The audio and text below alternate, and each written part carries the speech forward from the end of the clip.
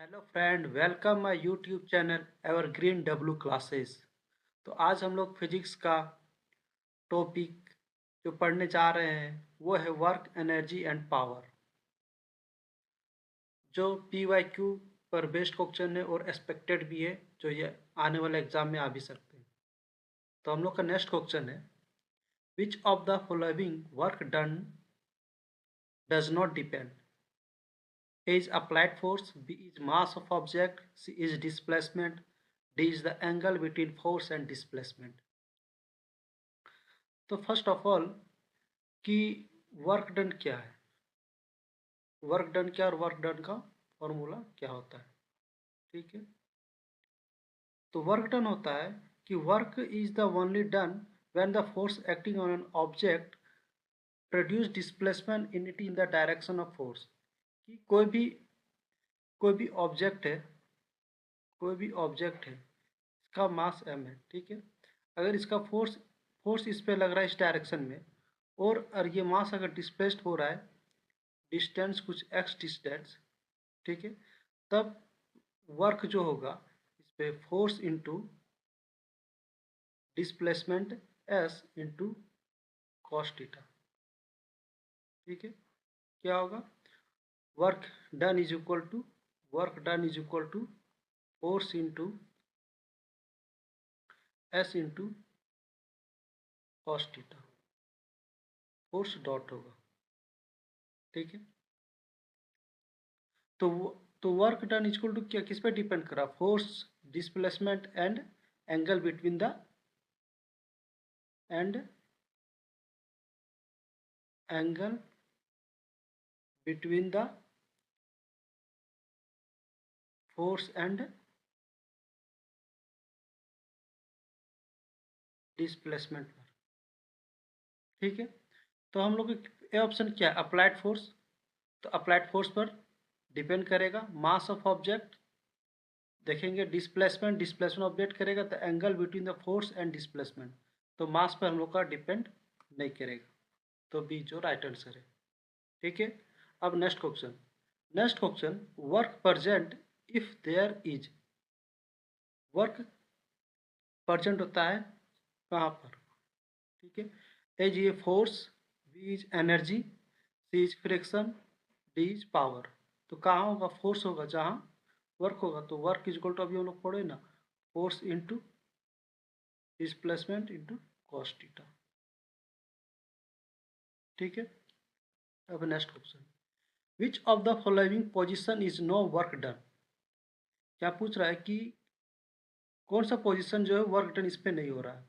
Kapil stand with a weight of 10 kg on his shoulder, B is Sachin walk 4 kilometer, C is a porter carries weight from a bus to a car, a run play cricket on the field। तो work जो done था वो हम लोग को force और displacement depend कर रहा था। तो ए पे देखो, कपिल स्टैंड है, क्या है, कपिल स्टैंड है, तो यहाँ डिस्प्लेसमेंट नहीं हो रहा है, डिस्प्लेसमेंट नहीं हो रहा है, मतलब एस इज इक्वल टू 0 है। और बी में सचिन वॉक 4 किलोमीटर, यहाँ पर डिस्प्लेसमेंट हो रहा है, फोर्स तो होगा ही। वाटर कैरीज वेट फ्रॉम ए बस टू ए कार, बस से कार तक ले जा रहा है, तो यहाँ भी डिस्प्लेसमेंट हो रहा है। A run play cricket on the field, cricket जो फील्ड पर रन कर रहा है, दौड़ रहा है, तो यहाँ पर भी डिस्प्लेसमेंट हो रहा है। तो हम लोग का डिस्प्लेसमेंट ए में नहीं हो रहा है, तो यहाँ पर जो होगा, यहाँ पर वर्क डन नहीं होगा। वर्क डन यहाँ पर क्या हो जाएगा, work done is equal to force into displacement, कोई फोर्स लग रहा होगा, डिस्प्लेसमेंट 0 हो गया, तो 0 जूल वर्क हो। ठीक है, अब next question, a force of 10-20 newton displace on an object through 2 metre and does a work of 20 joule, the angle between the force and displacement is. एक फोर्स 20 न्यूटन डिस्प्लेस लग रहा है object पर, जो 20 मीटर डिस्प्लेस हो रहा है, sorry 2 metre, and work done कितना हो रहा है, 20 जूल। वर्क डन कितना हो रहा है, 20 जूल। तब वो फोर्स और डिस्प्लेसमेंट के बीच एंगल क्या होगा। ठीक है, तो work done is equal to force into displacement into cos theta. तो cos theta is equal to work done by force displacement. तो वर्क डन हम लोग का कितना है, वर्क डन जो है 20 जूल है, फोर्स 20 न्यूटन, डिस्प्लेसमेंट 2 है, इससे कैंसिल तो आ जाए 1/2। Cos theta is equal to 1/2। Theta किसके बराबर होगा, थीटा 60 डिग्री के बराबर होगा। Cos 60 degree is equal to कितना होता है, cos 60 degree is equal to 1/2, इसलिए कितना होगा, A is the right answer होगा। अब next question, a porter raised 12 kg object from surface of earth and put object 1.5 meter above from surface on his head. Calculate the work done on an object। ये बोला है कि एक Potter जो है वो 12 kg ऑब्जेक्ट को उस सरफेस से 1.5 मीटर एबव तक उठा रहा है, सरफेस तक तब उसका वर्क डन क्या होगा। अब यहाँ पर वर्क डन जो हम लोग का इस पे जो हो रहा है, वर्क डन हम लोग को चेंज हो रहा है इन पोटेंशियल एनर्जी में। किसमें चेंज हो रहा है, पोटेंशियल एनर्जी में। कोई भी अगर ऑब्जेक्ट मास m है, अगर कोई भी ऑब्जेक्ट हम लोग का मास अगर मास m है, इसको रेज करेंगे कोई हाइट तक, ठीक है, वो हाइट तक अगर रेज करेंगे h हाइट तक, तब क्या होगा, इसका जो वर्क डन होगा, इसका वर्क डन जो होगा वो कन्वर्ट हो जाएगा पोटेंशियल एनर्जी में। इसमें कन्वर्ट हो जाएगा पोटेंशियल एनर्जी में, पोटेंशियल एनर्जी में। तो हम लोग का potential energy is equal to क्या होता है, mass mgh mass into g gravity constant as equal to height.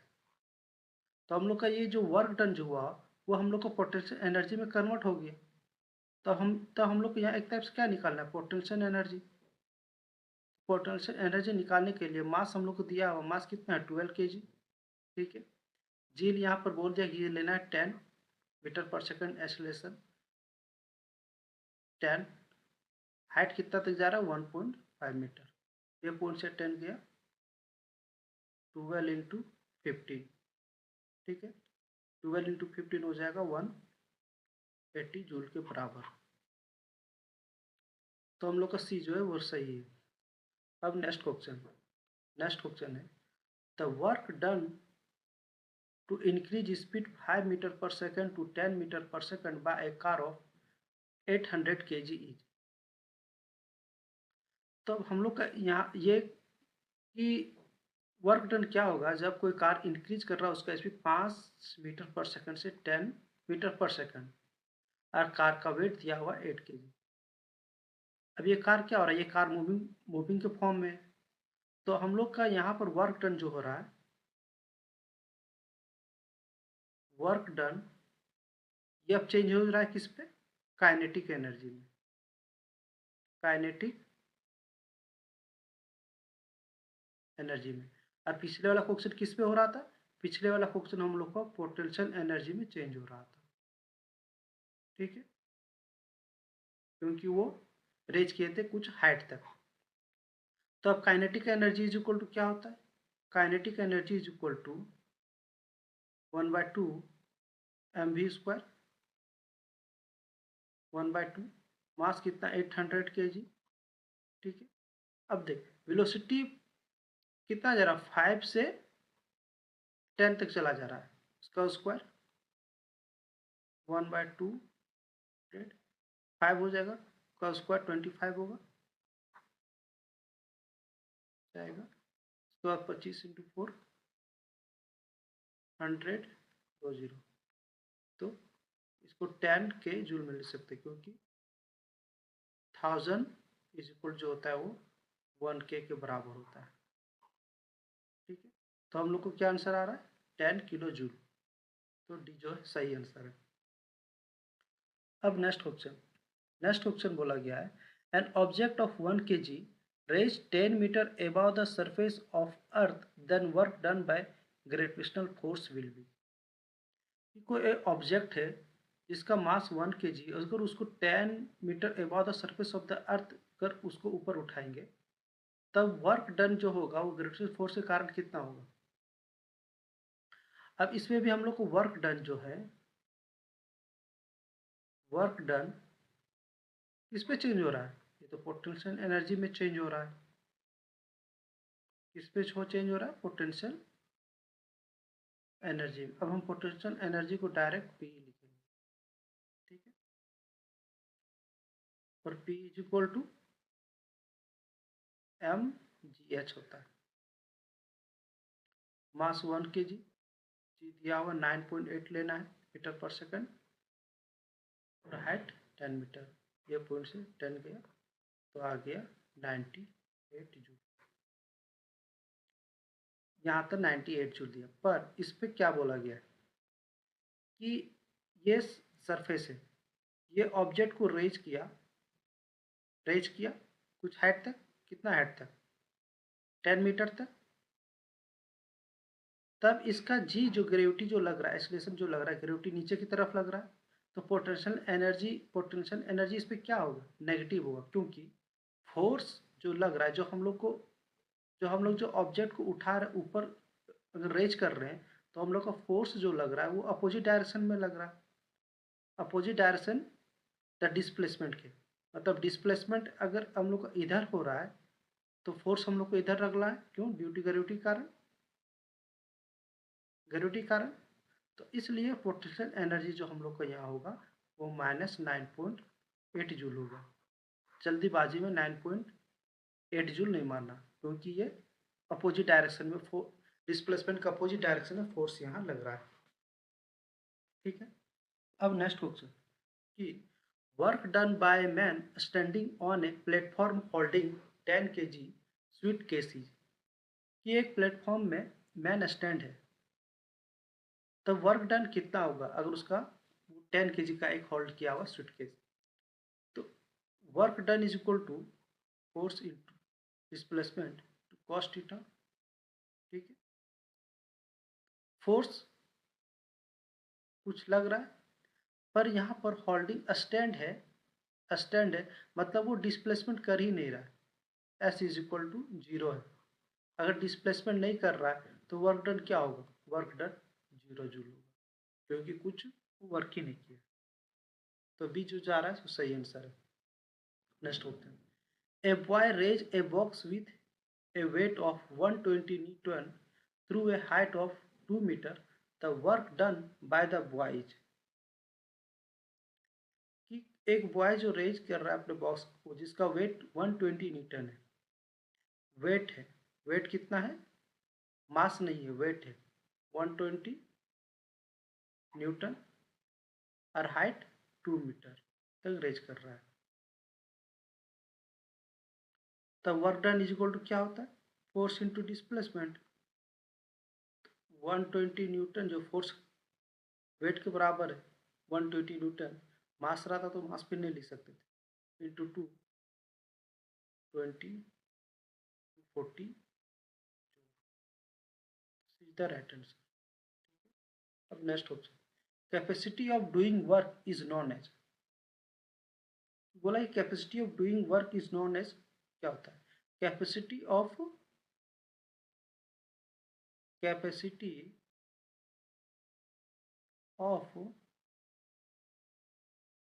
Doing work जो होता है उसको एनर्जी होता है, क्या होता है, एनर्जी होता है, एनर्जी का ये डिफाइनेशन है। और एनर्जी का एसआई यूनिट क्या होगा, एसआई यूनिट, एनर्जी का एसआई यूनिट जूल होगा, ऐसा यूनिट भी पूछ सकता है। तो हम लोग का सी जो है सही आंसर है। अब next question, if the value of work is positive then the kinetic energy of the body, अगर वर्क हम लोग का क्या है, पॉजिटिव है, अगर वर्क डन हम लोग का पॉजिटिव है तब काइनेटिक एनर्जी क्या होगा। तो काइनेटिक एनर्जी अगर वर्क पॉजिटिव है तो same displacement force same direction लग रहा है, ठीक है। तो क्या होगा, तो काइनेटिक एनर्जी तो सेम डायरेक्शन में रहेगा, मतलब वेलोसिटी इंक्रीज हो रहा है, वेलोसिटी क्या हो रहा है, इंक्रीज हो रहा है। तो हम लोग का काइनेटिक एनर्जी भी क्या होगा, काइनेटिक एनर्जी भी, क्योंकि kinetic energy is equal to 1/2 mv², तो काइनेटिक एनर्जी भी हम लोग का क्या होगा, इंक्रीज करेगा। ठीक है, तो डी जो सही आंसर है। क्वेश्चन है, when displacement occur the work done by the force is considered to be negative. ठीक है, अगर कोई डिस्प्लेस हो रहा है तो वर्क डन जो लग रहा है फोर्स के कारण वो नेगेटिव लग रहा है, नेगेटिव हो रहा है, तब वो उसका पोजीशन क्या हो सकता है, A is perpendicular to the direction of force, is in the direction of momentum, is in the direction of force, is in the opposite direction of the force. अब देखो, अगर वर्क डन, अगर work में हम लोग का positive होगा, ठीक है, तो फोर्स और displacement, force force and displacement जो होगा वो सेम डायरेक्शन में होगा। क्या होगा, सेम डायरेक्शन में होगा। ठीक है, अगर वही वर्क डन अगर नेगेटिव है, फोर्स एंड डिस्प्लेसमेंट जो होगा वो अपोजिट डायरेक्शन में होगा। क्या होगा, अपोजिट डायरेक्शन में होगा। अगर वर्क डन जीरो है, फोर्स एंड डिस्प्लेसमेंट जो होगा वो परपेंडिकुलर होगा, फोर्स एंड डिस्प्लेसमेंट एक दूसरे। ठीक है, तो हम लोग किस पे कौन सा होगा, अगर नेगेटिव है तो opposite direction of the force में होगा, तो डी जो है सही आंसर है। अब next question, when the direction of the force applied and the direction of movement of the object is perpendicular to each other। तो अभी हम लोग क्या बोले, अगर वर्क डन में फोर्स और डिस्प्लेसमेंट अगर परपेंडिकुलर हो जाए, फोर्स और डिस्प्लेसमेंट परपेंडिकुलर हो जाए, मतलब एंगल जो होगा फोर्स एंड डिस्प्लेसमेंट के बीच 90 डिग्री होगा। ठीक है, तो work done is equal to force displacement into cos theta, cos 90, cos 90 is equal to क्या होता है, कॉस 90 सबको पता है जीरो होता है, क्या होगा, जीरो जूल हो जाएगा, वर्क डन वहाँ क्या होगा, जीरो जूल हो जाएगा। When the direction of the force applied and the direction of movement object is perpendicular to each other, no work is done. This is the right answer. Next option. Rate of doing work is called A is energy, B is power, C is pressure, D is force। तो यहाँ energy को, power को ही define कर दिया, power is equal to rate of doing work is called, और बोलते हैं rate of doing work is called power, और power is equal to formula work by time. और पावर का ऐसा यूनिट क्या होता है, पावर का ऐसा यूनिट, वाट और जूल पर सेकंड बोल सकते। तो हम लोग इसमें आंसर क्या होगा, बी जो होगा सही आंसर होगा। Next question, if a man do W work in T time then his power P will be. तो हम लोग बोल देखें, power is equal to work by time, T W, T into W, W by T, जो है सही answer. अब next question, 1 horsepower equal to, 1 horsepower जो है वो इक्वल किसके बराबर होगा। ठीक है, तो ये याद रखने वाला चीज़ है, वन वन 1 HP जो होता है वो 746 वाट के बराबर होता है। किसके बराबर होता है, 746 वाट के बराबर होता है। और तो हम लोग को यहाँ पर कौन आंसर होगा, सी इज द सही आंसर होगा। ठीक है। तो इस पे अगर एचपी में डिनोट किया तो 746 वाट होगा। और तो यहाँ से देख सकते हैं कि एसआई यूनिट क्या क्या हो सकता है पावर का एसआई यूनिट वाट, ठीक है। अभी फिर जूल पर सेकंड, ये देखें, और हॉर्स पावर। अब next question, which of the following is not a unit of power. अभी हम लोग देखें पावर कौन सा जो इसका यूनिट नहीं हो सकता है। तो पावर का ए जो किलो वाट होगा, बी वाट तो होगा, जूल पर सेकंड ये भी जानते हैं, हॉर्स पावर ये भी अभी देख लिए 746 वाट के बराबर होता है horsepower. Kilowatt hour ये जो नहीं होगा, तो किलो वाट आवर किसका होगा, ये एनर्जी का होता है। और एनर्जी किसका होता है, इलेक्ट्रिकल एप्लीकेशन, जो डोमेस्टिक इलेक्ट्रिकल यूज होता है, जिससे यूनिट इससे मेजर होता है, इलेक्ट्रिकल एप्लीकेशन इस सब। Next question, if a boy cover a distance of 20 meter with 600 Newton force in 4 minutes, then the amount of power consumed by the boy is। कि एक बॉय जो है डिस्टेंस कवर कर रहा है 20 मीटर और 600 न्यूटन फोर्स लग रहा है 4 मिनट में, तब पावर कितना कंज्यूम करेगा बॉय के कारण। तब हम लोग क्या निकालने वाला, power is equal to work done by time. तो हम लोग को वर्क डन निकालना है पहले, force into displacement. Force is equal to कितना है 600 न्यूटन और डिस्प्लेसमेंट 20 मीटर, ठीक है। तो power is equal to 600 into 20 by time 4 minute. Minute को चेंज करना है पहले, 4 मिनट है तो इसको सेकंड में चेंज करना है, तो 4 इंटू 60 करना है, ये सेकंड में 4 इंटू 60, 60 में ये गया 10 बार में, 5 बार में, तो 50 वाट जो होगा सही आंसर। तो हम लोग का ए जो है सही आंसर बन रहा है। अब next question, A 40 kg girl quickly climb up the straight to 5 meter height in 4 seconds. What will be the power developed by her? ये एक 40 kg गर्ल है जो क्विकली क्लाइंब कर रहा है एक स्ट्रेट पर 5 मीटर जिसका हाइट है, और वो 4 सेकंड में। तो पावर डेवलप होगा बाय द गर्ल के कारण। तो इसमें वही power is equal to work by time.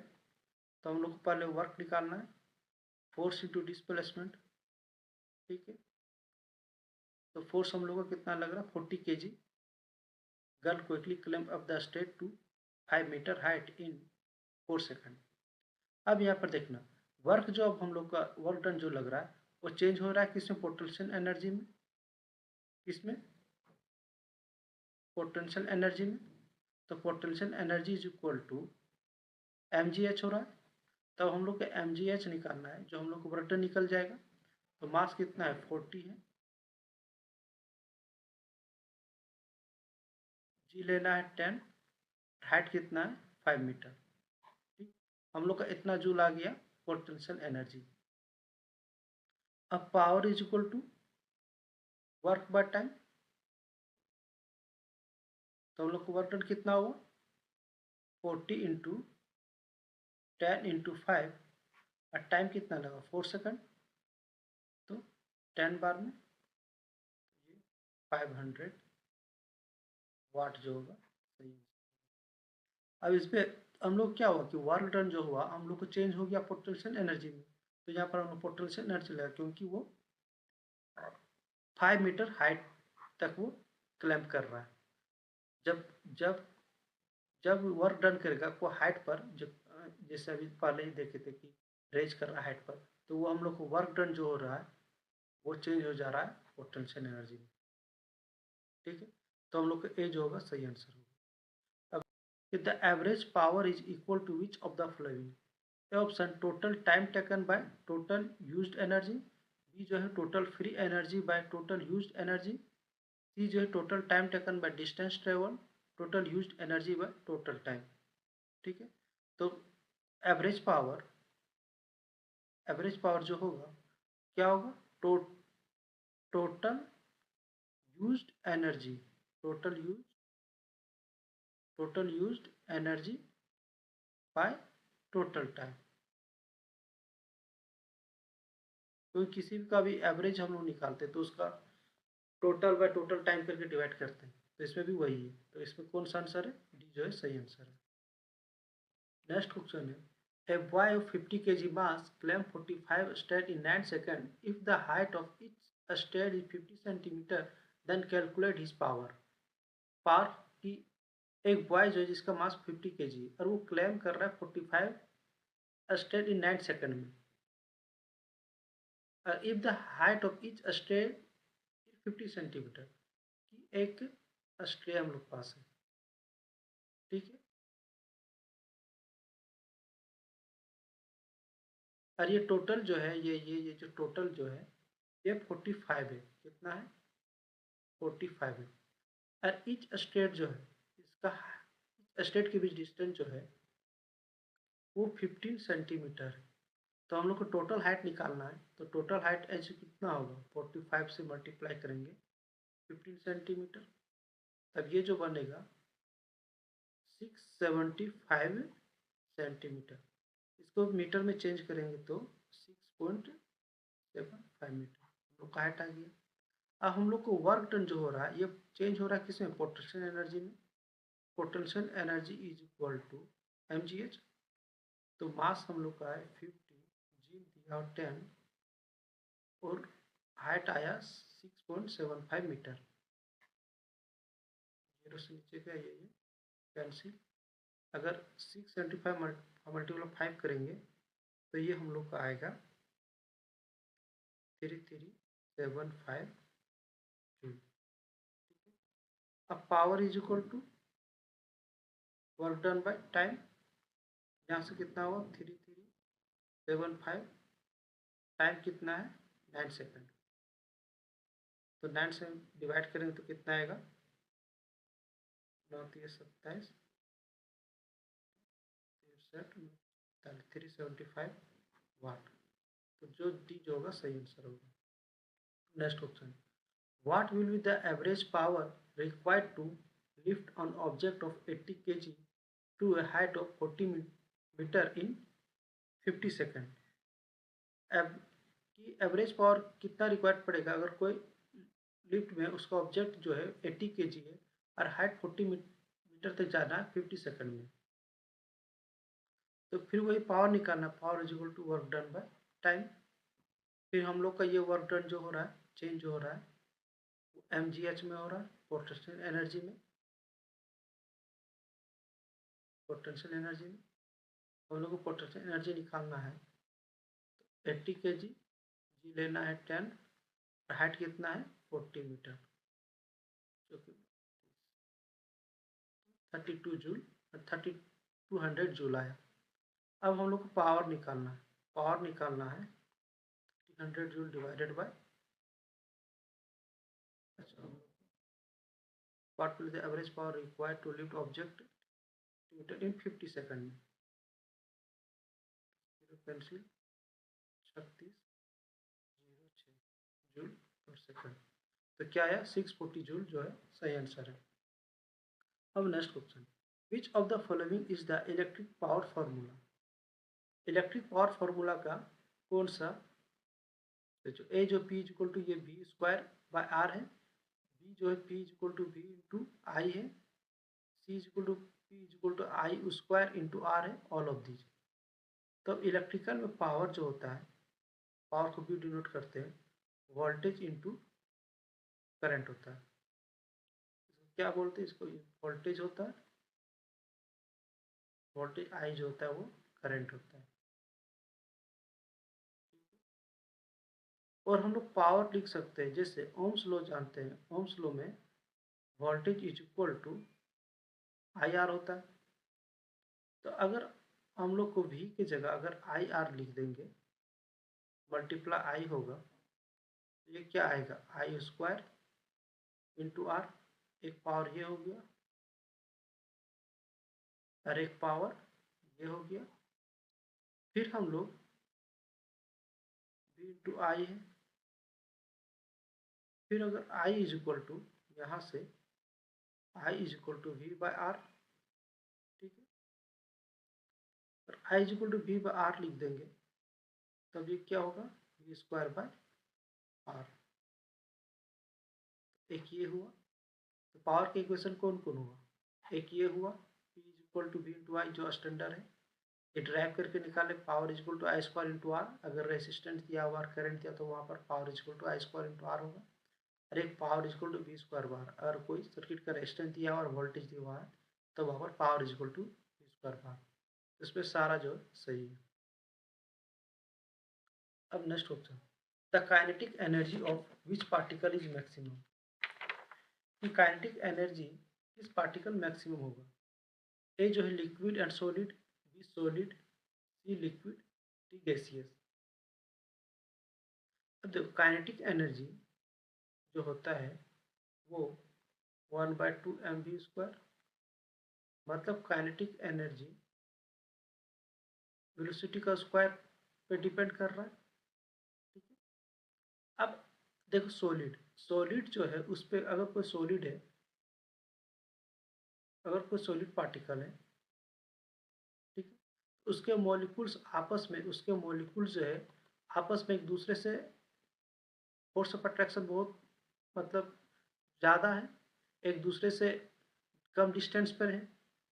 अगर वही हम लोग लिक्विड लेंगे, अगर लिक्विड लेंगे तो ये पार्टिकल्स और मॉलिक्यूल्स थोड़ा सॉलिड से थोड़ा कम अट्रैक्शन पे है। अगर यही गैसियस लेंगे तो क्या हुआ, सॉलिड लिक्विड गैसियस। और गैसियस में क्या है कि मॉलिक्यूल आपस में एक दूसरे से दूर है, जिसमें मॉलिक्यूल्स का मूवमेंट जो होगा कुछ ज़्यादा होगा।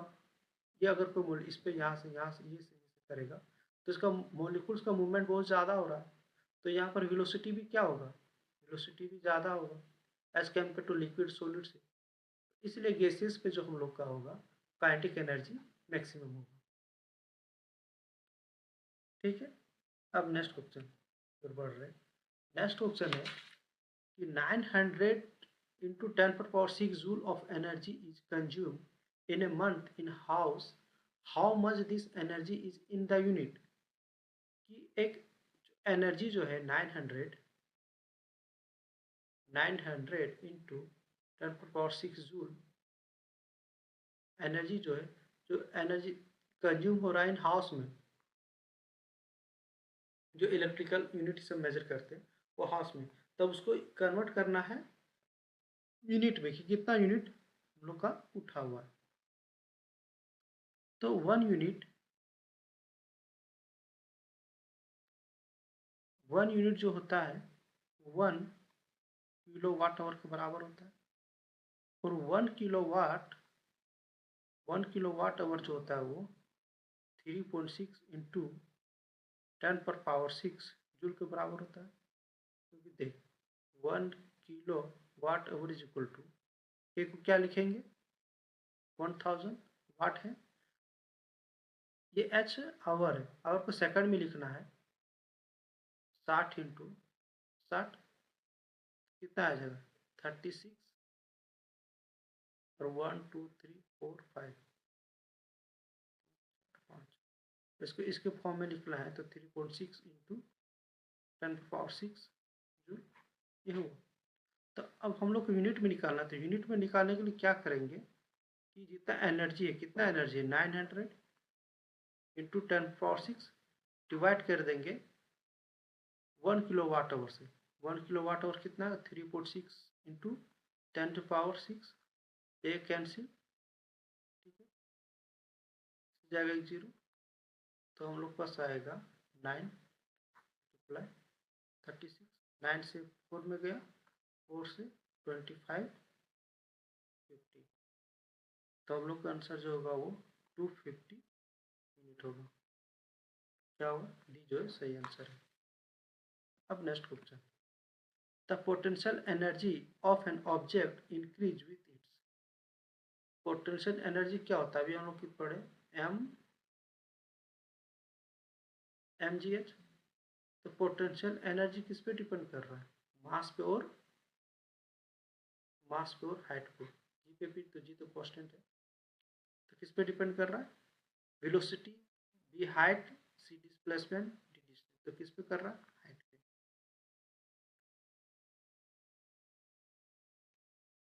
Next question, which energy is in the water stored in the dam. Dam है लोग पास, ये डैम है, ठीक है, और ये पानी स्टोर हुआ है, और इसका हाइट, डैम का हाइट मान लो हाइट है h है।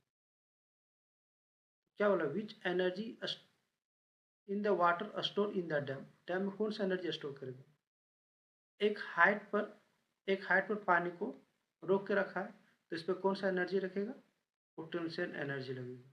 कौन सा एनर्जी लगेगा, पोटेंशियल। ए जो हम लोग का सही आंसर है। अब next question, a moving object essentially receive. अगर कोई ऑब्जेक्ट मूव कर रहा है तब वो रिसीव क्या करेगा, एनर्जी में kinetic energy, B potential energy, C mechanical energy, D thermal energy. अगर कोई ऑब्जेक्ट मूव कर रहा है तो उसका वेलोसिटी आएगा, तब उस पर क्या होगा, काइनेटिक एनर्जी होगा, और kinetic energy is equal to. और वही कोई ऑब्जेक्ट अगर हाइट पर रेज करेगा तो वहाँ पर पोटेंशियल एनर्जी है। तो हम लोग का ए जो होगा सही आंसर होगा। अब next question, which of the following energy is always positive. कौन सा एनर्जी जो होगा वो हमेशा पॉजिटिव में होगा। अभी हम लोग देख, जैसे पहला क्या, static energy, B kinetic energy, C potential energy, D gravitational energy. अभी हम लोग देखें तीन energy, potential energy. Potential energy is equal to mgh। तो पोटेंशियल एनर्जी हम लोग का पॉजिटिव, नेगेटिव भी हो सकता है। जैसे ये हाइट रेज ऊपर की तरफ, कोई ऑब्जेक्ट लिया और उसको ऊपर की तरफ हाइट तक लगी, तो हम लोग का जी नीचे क्या लगा, जी नीचे लगा, फोर्स अपोजिट डायरेक्शन में लगा, डिस्प्लेसमेंट के अपोजिट डायरेक्शन में फोर्स लगा, तो यहाँ पर हम लोग को पोटेंशियल एनर्जी नेगेटिव आ रहा है। तो पोटेंशियल एनर्जी नेगेटिव तो हो सकता है। बट काइनेटिक एनर्जी क्या होता है, kinetic energy is equal to 1/2 mv²। और काइनेटिक एनर्जी डायरेक्टली प्रोपोर्शनल है वेलोसिटी के स्क्वायर।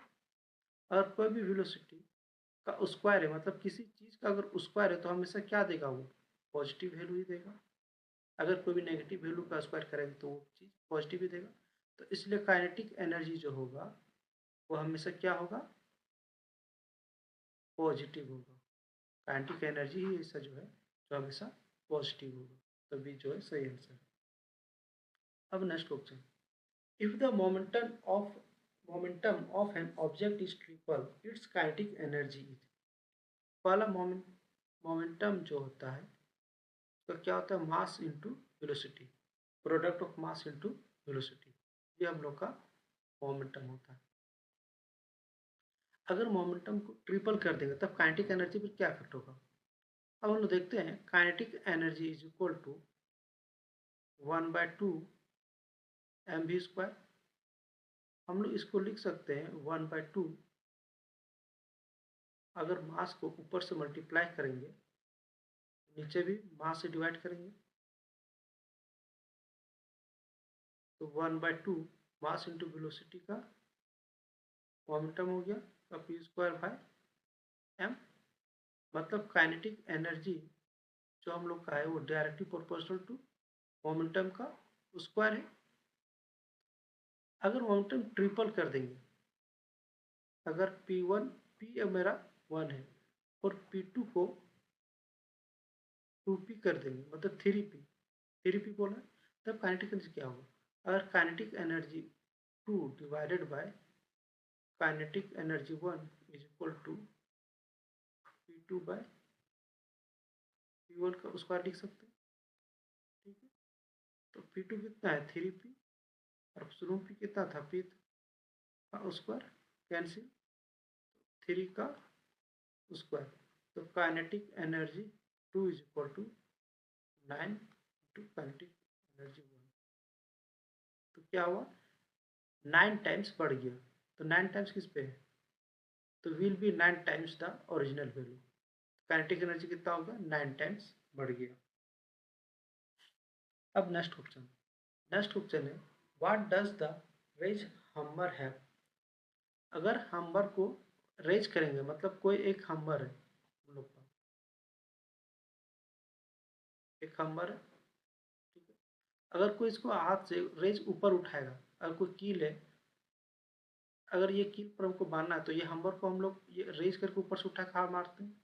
तो इस पर हम लोग क्या कर रहे हैं, एक एक हाइट तक ले जा रहे हैं हम्बर को, हाइट तक ले जा रहे हैं। अगर किसी हाइट पर तक ले जा रहे हैं तो वहाँ पर क्या लगता है, वहाँ पर हम लोग को पोटेंशियल एनर्जी लगता है। इसलिए कौन बोला होगा, डी जो होगा सही आंसर होगा, पोटेंशियल एनर्जी। अब नेक्स्ट क्वेश्चन है if the velocity of an object becomes twice that of its initial velocity, then its kinetic energy becomes n times of its initial kinetic energy, then what would be the value of n। कि अगर velocity एक object का double हो रहा है initial velocity से, तब kinetic energy become जो n टाइम्स हो रहा है इनिशियल काइनेटिक एनर्जी का, कि वेलोसिटी जो है अगर ये कितना हो गया, डबल हो गया, ठीक है। तो काइनेटिक एनर्जी 2 जो है वो n टाइम्स हो गया काइनेटिक एनर्जी 1 का, हम लोग को ये बोलोगे। तो kinetic energy 1 is equal to 1/2 1v square, और 2 is equal to n 1/2 m v2 square, ठीक है। 1/2 कैंसिल, n इंटू अगर वेलोसिटी या मास भी सेम है, v square is equal to v2 square, तो n is equal to v2/v1 को square, और v2 कितना कर दिए, velocity of the object is twice, double कर दिए, पहले v था कैंसिल, तो 2 का square n is equal to क्या आया, 4 आया, यानी कितना टाइम्स आ गया, 4 टाइम्स हो गया। तो इसका मतलब क्या हुआ कि अगर काइनेटिक एनर्जी अगर वेलोसिटी को डबल कर देंगे तो काइनेटिक एनर्जी क्या हो जाएगा, काइनेटिक एनर्जी अगर मास सेम है और वेलोसिटी को डबल कर देंगे, 2 भी कर देंगे, तो काइनेटिक एनर्जी 4 टाइम्स हो जाएगा। और वही अगर फिर वेलोसिटी को 3 टाइम्स कर देंगे तो काइनेटिक एनर्जी क्या होगा, 9 टाइम्स हो जाएगा, क्योंकि काइनेटिक एनर्जी वेलोसिटी के स्क्वायर का डायरेक्ट प्रोपोर्शनल। अब next question, 2 steel ball of mass 5 kg and 10 kg have same kinetic energy, which ball is moving fast। कि 2 स्टील बॉल है, उसका एक का 5 kg और दूसरे का 10 kg है, और काइनेटिक एनर्जी सेम लग रहा है, कि ये काइनेटिक एनर्जी 5 kg का है और काइनेटिक एनर्जी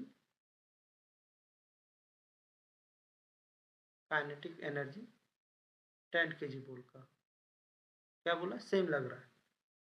तो काइनेटिक एनर्जी 1/2 मास 5 इंटू v1 को स्क्वायर, 1/2 10 मास 10 है, v2 को स्क्वायर 1/2 कैंसिल, 2 में गया, तो v1 square is equal to 2v2 square.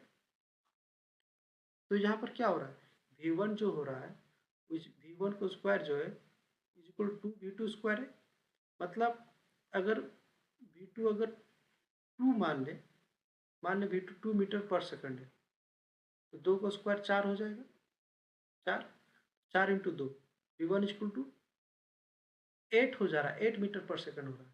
मतलब v1 जो है वेलोसिटी v1 5 kg बॉल का वेलोसिटी v1 ज़्यादा है वेलोसिटी ऑफ 10 kg बॉल का। तो इसमें क्या हो रहा है कि 5 kg बॉल जो जा रहा है वो स्पीड से थोड़ा जा रहा है क्योंकि वेलोसिटी ज़्यादा होगा अगर सेम काइनेटिक एनर्जी लगेगा as compare to 10 kg ball के साथ। तो क्या है, kinetic energy does not depend on the speed of the system, depend तो कर रहा है। 5 kg ball is moving fast, तो क्या होगा, 5 kg बॉल जो होगा वो हम लोग का फास्ट करेगा। अब नेक्स्ट क्वेश्चन है, there is a body falling from a mountain height. अगर कोई बॉडी फॉल कर रहा है माउंटेन से, अगर माउंटेन से गिर रहा है तो उसके पास क्या होगा, तो उसके पास both kinetic energy and potential energy, B only kinetic energy, C only friction energy, D only potential energy.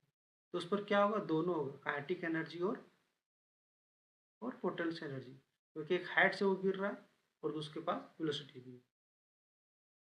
अब next question, in which of the following energy is kinetic energy. Following of the energy is kinetic energy, इसमें किसमें जो है kinetic energy होगा। A जो है bullet fired by gun, B जो है fast moving railway engine, C जो है speed of a simple pendulum. अगर बुलेट फायर कर रहा है तो उस पर वेलोसिटी होगा, अगर वेलोसिटी है तो उस पर काइनेटिक एनर्जी होगा। A fast moving railway engine, fast moving railway engine तो मूविंग कर रहा है तो इस पर वेलोसिटी है, इस पर भी काइनेटिक एनर्जी है। Speed of a simple pendulum, simple pendulum का अगर स्पीड है इस पर भी दे दिया वेलोसिटी है, तो इस पर तीनों में हम लोग को काइनेटिक एनर्जी लगेगी, ए बी सी जो है तीनों में काइनेटिक एनर्जी। अब next question, the kinetic energy of an object of mass 10 kg moving at a speed of 6 metre per second. Kinetic energy क्या हो गया ऑब्जेक्ट पर जिसका मास 10 kg और मूव कर रहा है वो 6 मीटर पर सेकेंड की स्पीड से। तो kinetic energy is equal to, हम लोग देखें 1/2 mv², 1/2 मास कितना है 10 kg, वेलोसिटी कितना है 6 है, 3 और 180 जूल। तो B is the right answer. ठीक है, थैंक यू फ्रेंड, आप लोग के लिए और सारे लेते आएंगे PYQ क्वेश्चन। और हमारे चैनल को अगर अच्छा लगे तो लाइक करो, सब्सक्राइब करो और शेयर करो, ताकि ज़्यादा से ज़्यादा आप लोग के लिए फिजिक्स का क्वेश्चन सारा PYQ करवाते रहेंगे। Thank you friend.